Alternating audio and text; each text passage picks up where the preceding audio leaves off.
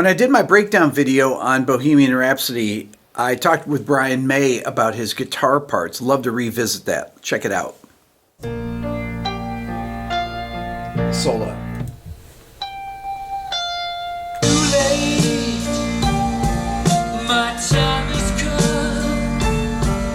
Goes right along with the piano.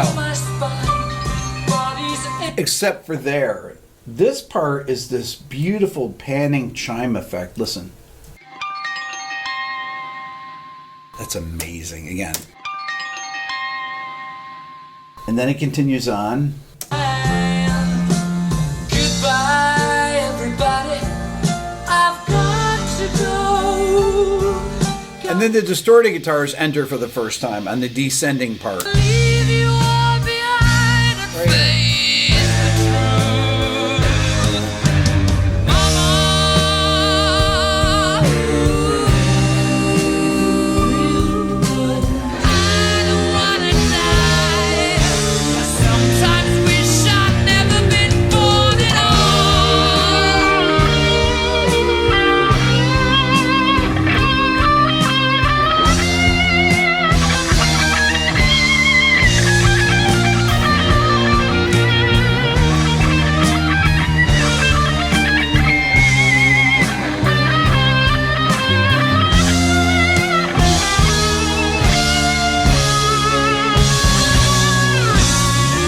Okay, I'm going to come back to the solo in a second. I just thought it flowed really nice to go into it. I want to talk about this harmony part that happens in this section. Any way the wind blows. Beautiful.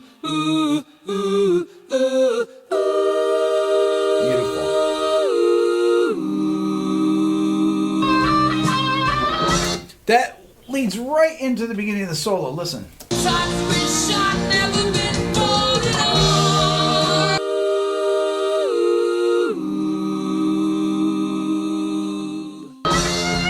then drops out. And you notice that the guitars, those stereo guitars, continue on during the solo as well. Listen.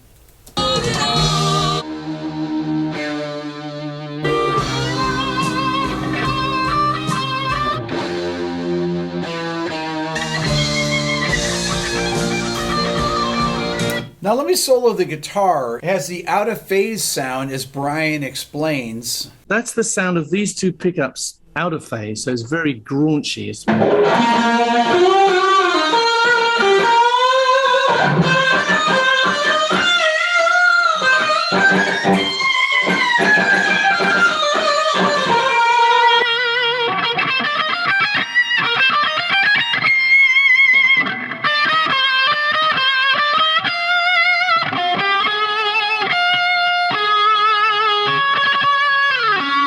I'd like to take a second to talk to you about this channel. This is actually Rick Beato 2.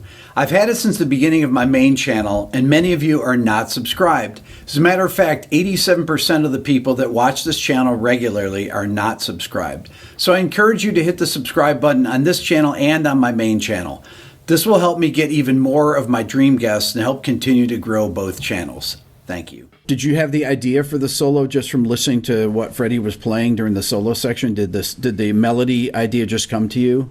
Yeah, I had ample opportunity because I'm sitting in the control room listening to them do it over and over again. Yeah. So yeah, and I said, I think we talked about solos. I don't know how the thing came up, but I said, I think Freddie said, you know, what do you want for the solo? What do you need? And I said, I would like basically a piece of a verse. I want to be joining in and taking the story a bit further. So I want a verse pattern. And so they built that into the backing track. And yeah, I could hear it in my head. And I'm sort of, you know, I come from a strange place. I come from a world where Mantovani and the Laughing Policeman were in the hit parade. So my melodies are not really rock melodies as such. I could just hear something very sweet and melodic, which seemed to be a continuation of what Freddie was doing, telling his story in the vocal. That might sound pretentious, or it might sound plain stupid, I don't know. But I hear always hear the solo piece as part of the vocal. It's just like the vocalist hands over to somebody momentarily who's going to continue the story and then give it back to the main raconteur, who's the vocalist. Now we start getting into the shuffle.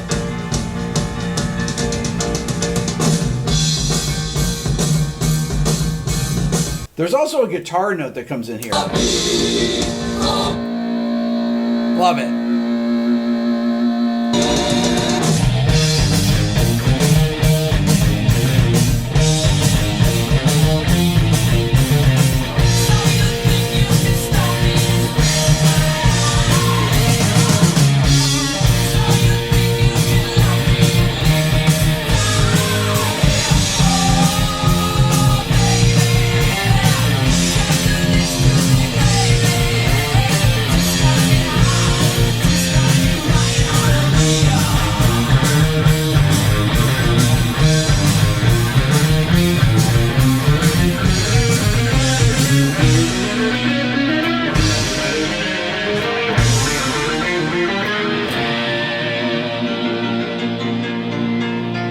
Let me solo the guitar parts on these runs that happen at the end of the section so you can hear how these pan from side to side, and they're all different sounds. They're all different settings on his guitar, or maybe they're even the Deacy amp, which we'll talk about in a second.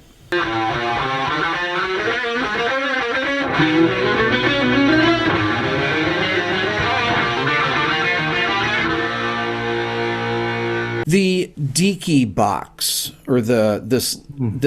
Can you tell me about that? What is that exactly? I could probably even show it to you. If we may be able to show you that.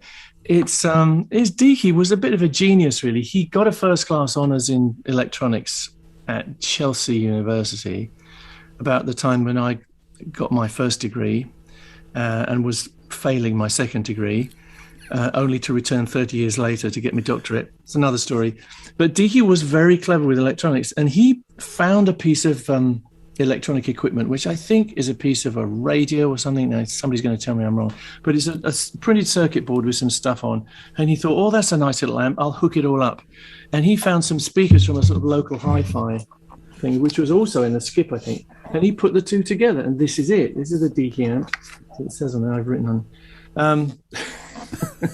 And it just sounds like nothing else, really. It saturates in a particular way, which is almost impossible to reproduce. We've had teams of crack scientists working on this for years.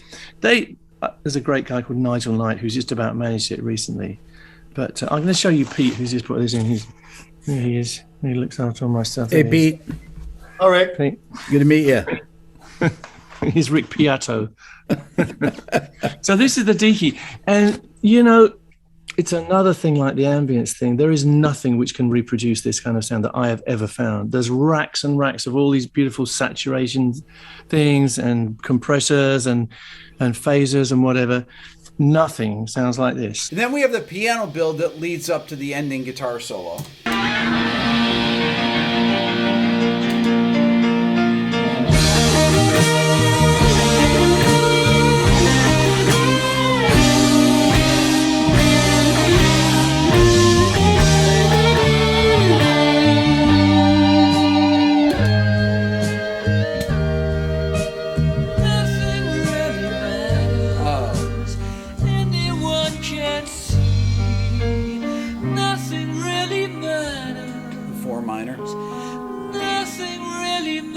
Fives.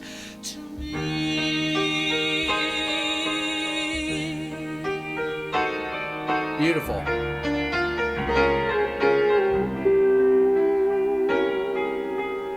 Then you think it's over.